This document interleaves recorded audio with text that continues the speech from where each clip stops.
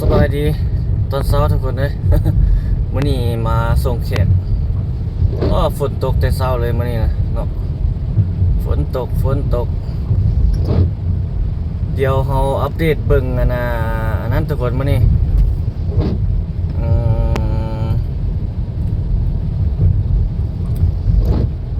โอ้นี่ก็จะล้างรถ ล้างรถมาเลยเนาะ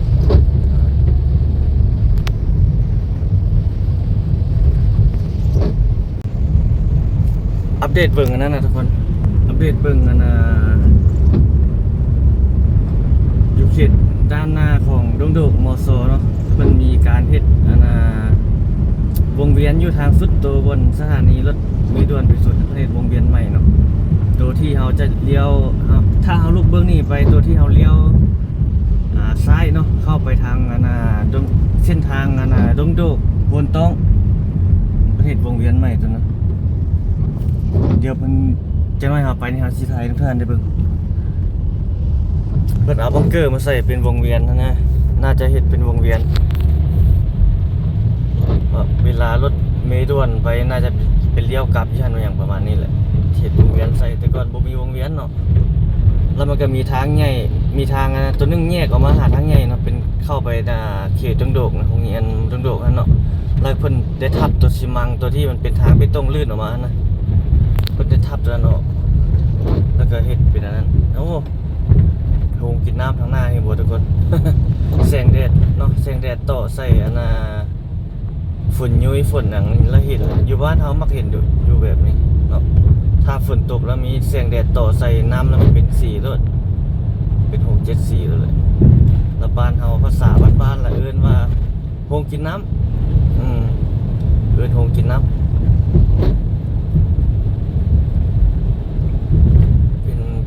ปฏิกิริยาของแสงแดดแล้วก็ตกใส่น้ำเนาะใส่ไอ้น้ำใส่อย่างเป็นแบบนั้นเป็นสีฟ้าแบบนั้นเป็นสีเป็นกงเลยทุกคนเส้นสีฟ้าเห็นป่ะสีฟ้าสีเหลืองเป็นแบบนั้นปรากฏการณ์แบบนั้นธรรมศาสตร์นี่หลายอย่างเรายังพิสูจน์บ่ได้ มีแต่ผู้เฒ่าพาเล่าพาว่ามาเนาะไปตามเพิ่นเห็นเพิ่นปรากฏมาแต่ก่อนแล้วมันก็เล่าจากรุ่นสู่รุ่นมาอันใดเป็นอันใดปรากฏการณ์ธรรมศาสตร์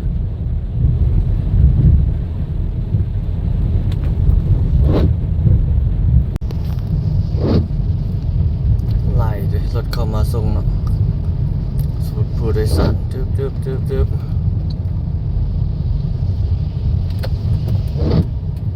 ตะเวนก็กำลังขึ้นมื้อนี้เป็นวันที่3 เดือน 10 2025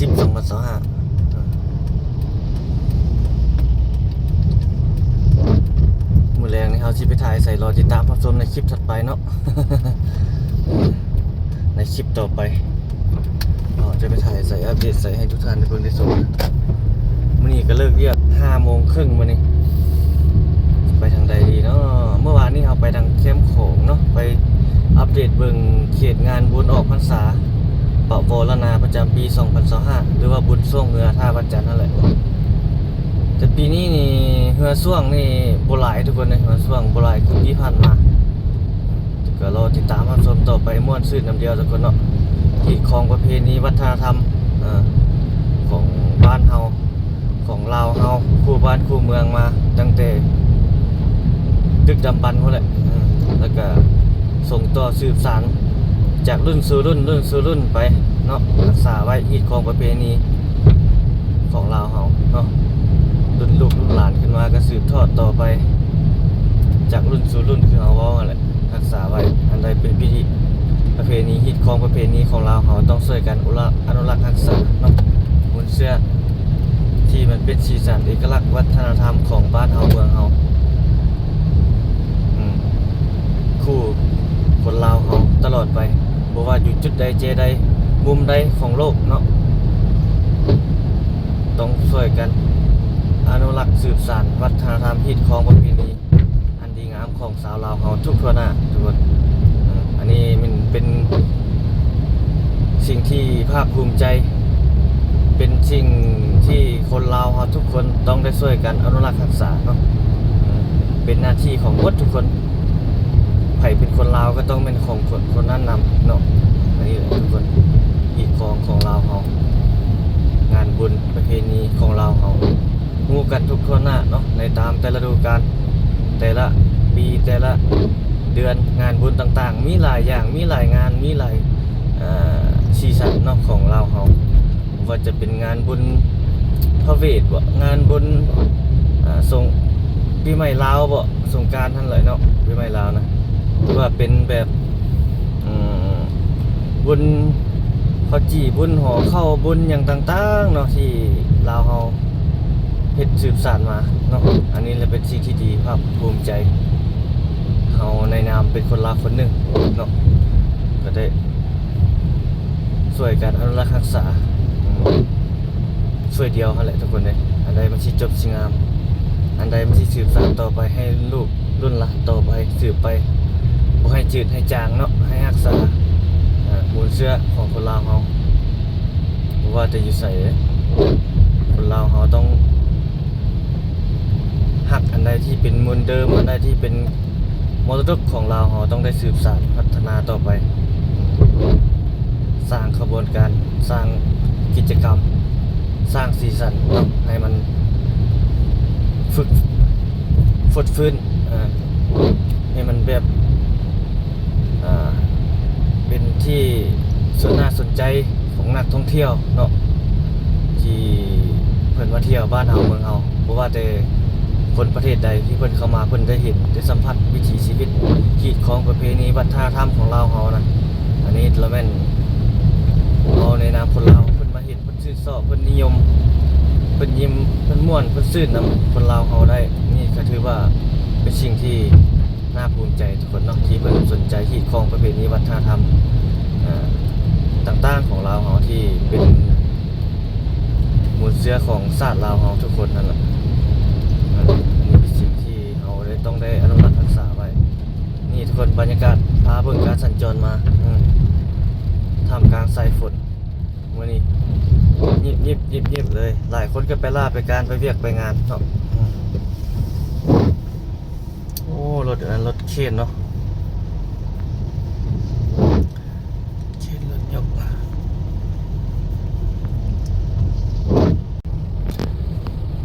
มื้อนี้นะเป็นวันศุกร์ทุกคนมื้อนี้นะเป็นวันที่3 เดือน 10 2025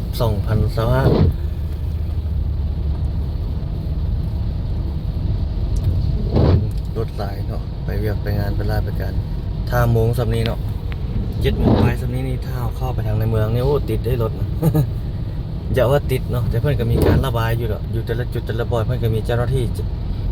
จราจรเนาะระบายรถส่วนรถเมล์บริเวณนี้เพื่อนก็ได้มีการปล่อยให้รถทั่วไปสามารถเข้าไปเล่นสัญจรอยู่ในแนวทางของรถเมล์ได้ถือว่าเป็นการระบายรถเนาะ ชั่วโมงเร่งด่วนทางตอนเช้าแล้วก็ตอนแรงก็จะมีโมง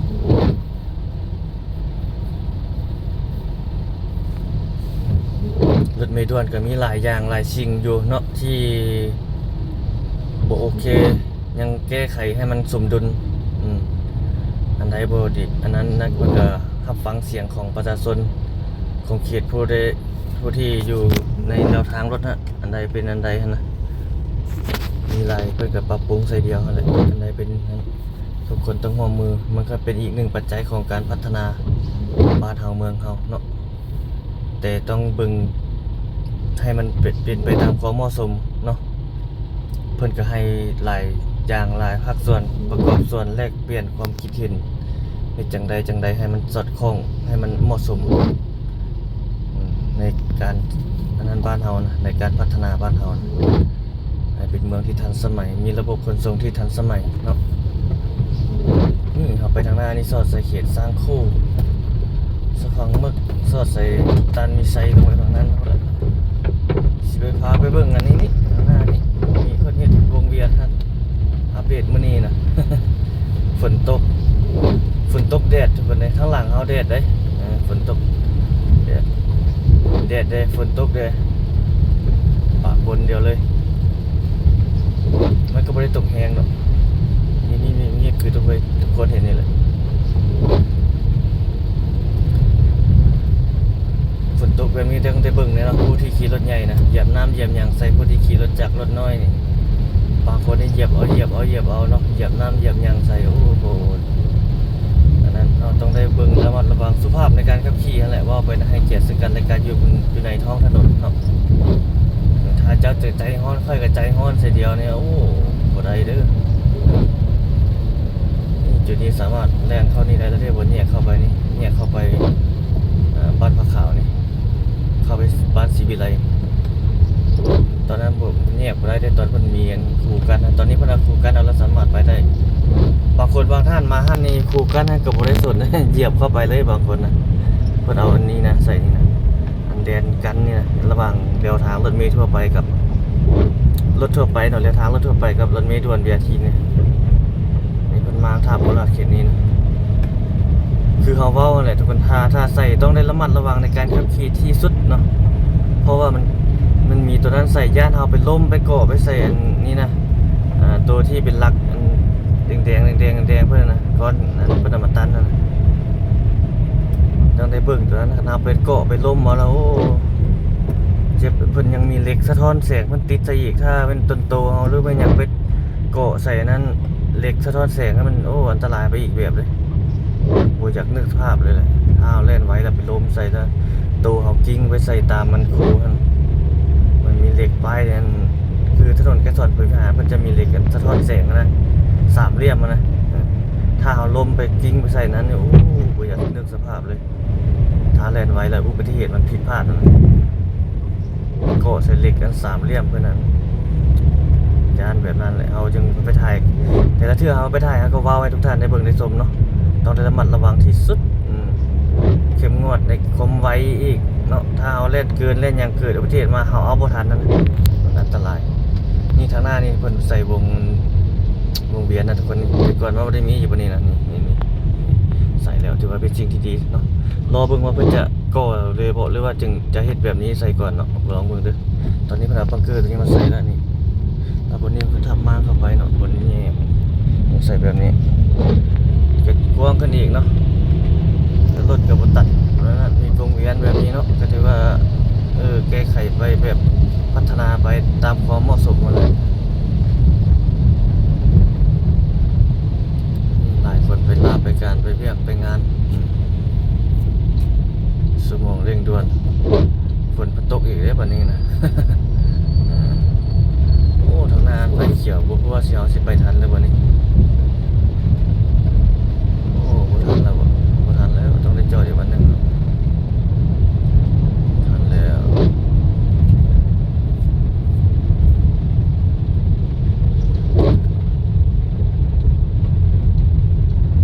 จอดอีกวันนึงไฟแดงตันมีใส่เนาะ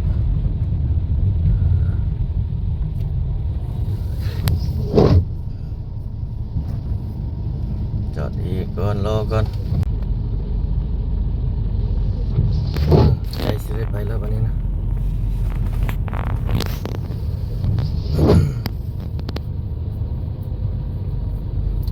ฝนตก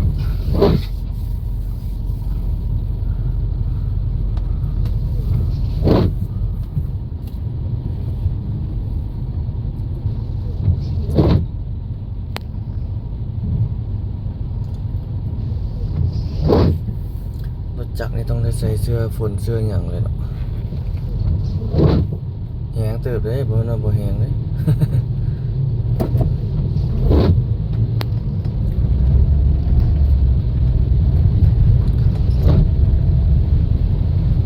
ทางนี้ยังบ่หลายปานใดรถนี่คือการสัญจรในเช้ามื้อนี้ทุกคนเนาะในมื้อฝนตกท่ามกลางสายฝนโปรยปลาย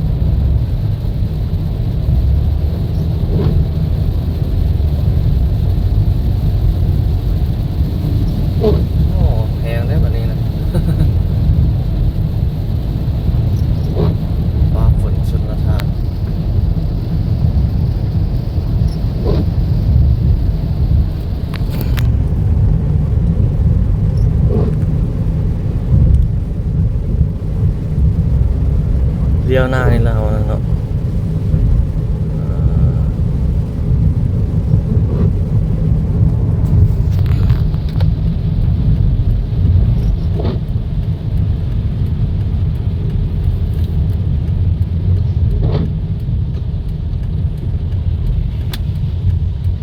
แม่นไหลบางคนก็เลยนะต้องได้ระวังฝนตกนี่ได้ระวังเลยทุกคนเล่นทางอันนี้นะทางคอนกรีตมันมืดบางบ่อนมีน้ำพุ่งนะสะบัดเลยทัดเลยก้นปิวต้องเลยก้นมันแก่งดึงทางลาดยางก็คือกันเนาะบางพุ่นบางบ่อนบางจุดมันก็พุ่งคือกันเลยน้ำค้างกันนะบางบ่อนก็หึมลงเลยส่วนหลายแต่ว่าพี่ตรงนี้จะห้องส่วนหลายโอ้ทางนั้นมันจะเวียนขึ้นทุกคนเลยเนี่ยบอกเดือดขึ้นนะครับทางนั้นมีเดือด มีเดือดมีตะเวียนรถใหญ่จอด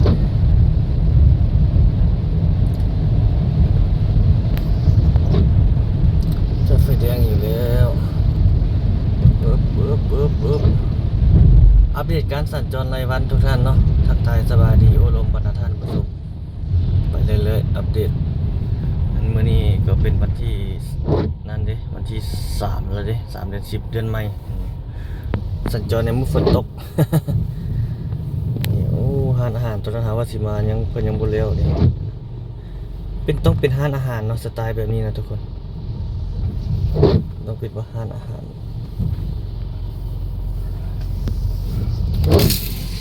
เมื่อนั้นตะเวนกำลังขึ้นยามเช้าเวียงจันทน์บ้านเฮาได้ไปแล้ว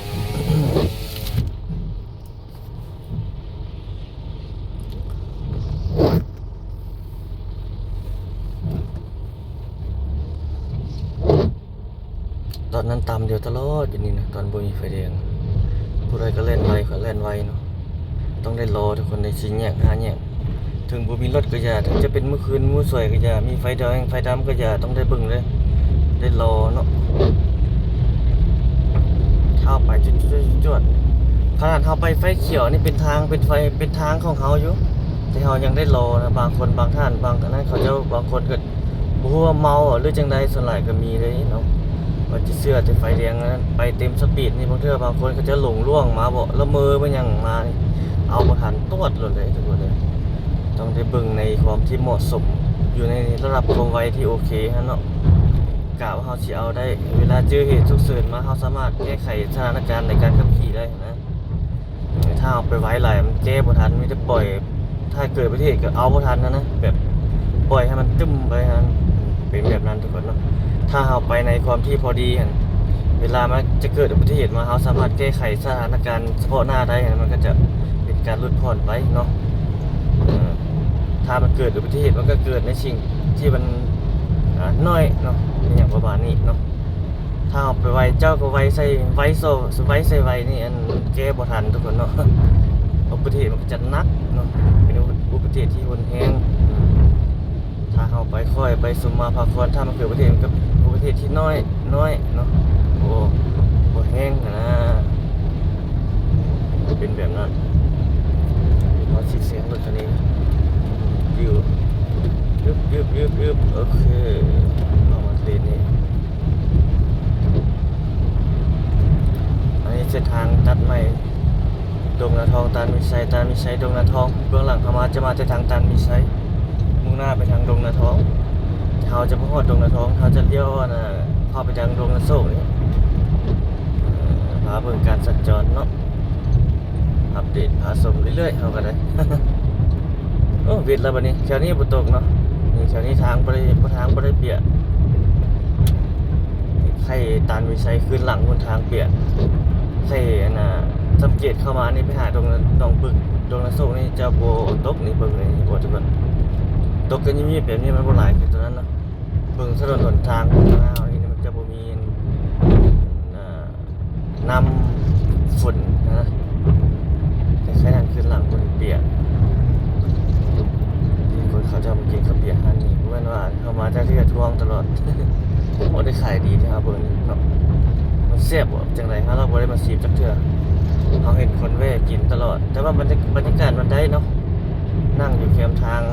แถวนี้มันมีทุ่งนาเด้จิบลมแผ่วลมพัดลมแผ่วมาเย็นแถวนี้มันยังบ่เป็นเมืองแบบในคือในเมืองฮะเป็นตัวเมืองเทื่อ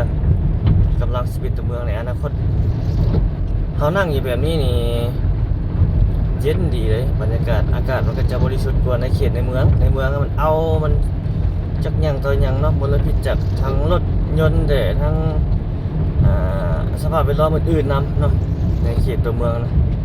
แต่มาเฮามาเขตนอกแบบนี้ส่วนใหญ่มันมีแต่ทุ่งไร่ทุ่งนาเป็นบรรยากาศบริสุทธิ์มีลมมีหยังพัดผ่านเนาะแต่ในเมืองมันบ่มีลมมีหยังพัดผ่านได้มันมีนะติดตึกแต่อาคาร ฮ้อนอีกนำใส่พื้นใส่ไฟหลายอย่างนี่เขตนอกแบบนี้มันมีธรรมชาติมีป่าไม้มีแม่น้ำมันใส่พื้นใส่ไฟมันก็ยังบ่หลายเนาะบ่นุ่งมานั่งอันใดต่างๆนานามันก็จะ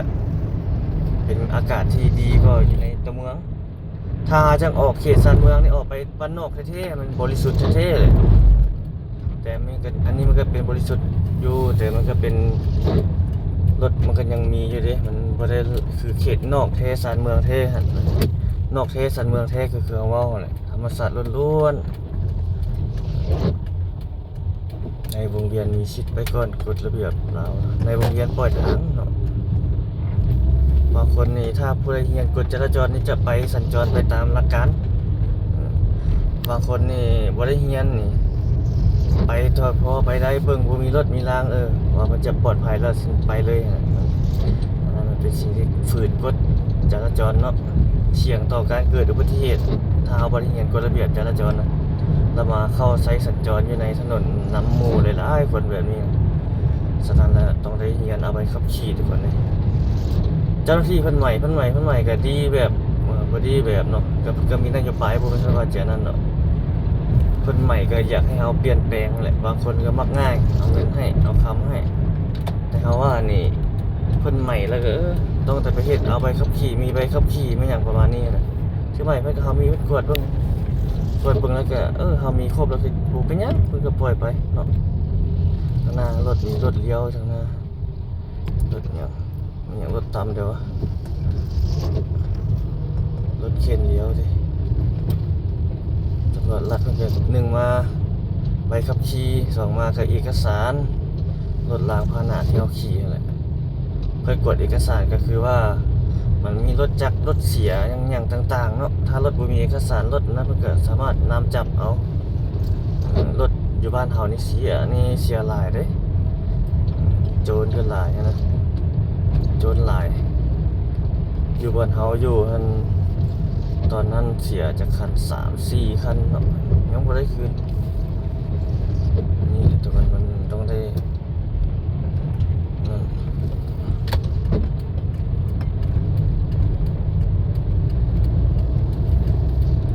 แถวนี้นี่เศรษฐกิจคนจีนนะกันแล้วฝนนี่แถวนี้ทางวันนั้นเลยเนาะบ่นั่นเลย บ่เปียกบ่นั่นเลยเอาคลิปนี้ประมาณนี้ซะทุกคนเนาะถ่ายมาไกลสมควรละทางหน้ากับเขตดงโดเขตดงนาโศกละเขาก็มาที่เขตดงโดกคนแหละเอาไว้พบกันใหม่ในคลิปวิดีโอถัดไปเนาะว่าเขาจะไปถ่ายใส่อัปเดตอย่างหรือว่าในคลิปถัดไปเขาจะมีหัวข้อข่าวมันอย่างมาโอลมสนทนาบรรดาท่านผู้ชมกันอย่าลืมกดติดตามไว้เนาะช่องของเขานี่อย่าลงหลายคลิปนั่นเองเลยทุกคน มือ1 2 3คลิป4คลิปก็มีอันนี้ต้องขอโทษขออภัยทุกคนเนาะเอาคิดได้แล้วก็ลงไว้บางเทื่อบางคนบางท่านบ่มักคลิปนี้ก็ผ่านไปคลิปใหม่นะเนาะขอบใจทุกท่านที่อดเสียสละเวลาเบิ่งโฆษณาให้เขารายได้ของเขามาจากการเบิ่งโฆษณาของท่านเนาะสนับสนุนการเดินทางของเราในการสร้างคลิปอย่าลืมเบิ่งโฆษณาเนาะอันนี้เป็นแรงบันดาลใจในการสร้างคลิปของเราต่อไปเนาะเอาพบกันใหม่ทุกคนคลิปนี้ขอกล่าวคำว่าสบายดี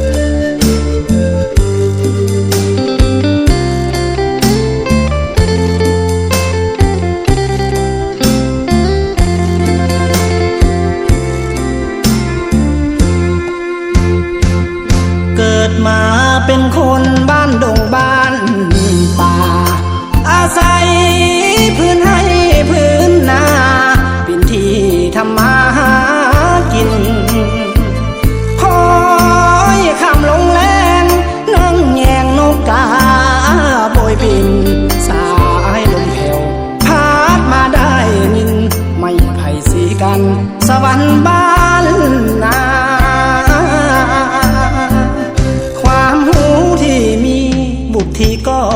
ต่ำทำนาการด่างดำเงินคำบ่มีดอกนาสาวใดจะสนคนบ่มีปริญญาน้องพาแพ้พาขมาบ่ได้ดูลาเหมือนคนเมืองใหญ่โทรศัพท์ก็ใส่รุ่น030เก่าอย่างหุ่นแต่เฮาก็แสนภูมิใจตามภาษาคนจนบ่มีรถใหญ่เรื่องไฟแสงสีเมืองศรีวิไลบ่เคยได้ไปบ่เคยพบพาแต่คนบ้านนอกบ่คิดหลอกใครหากแท้หากจริงจริงใจบ่มีนอกในดอกนาสุดแสนภูมิใจที่ได้เกิดเป็นสาวนาเกิดมาในชาติใดก็อย่าขอปรารถนาเป็นคนบ้านนอก